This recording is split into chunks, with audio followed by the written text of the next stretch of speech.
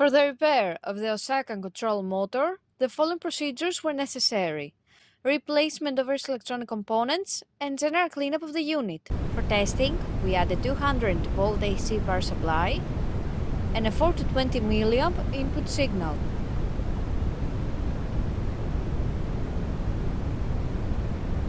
By manipulating the input signal, we see that the unit reacts accordingly and the actuator moves as the input signal rises and falls.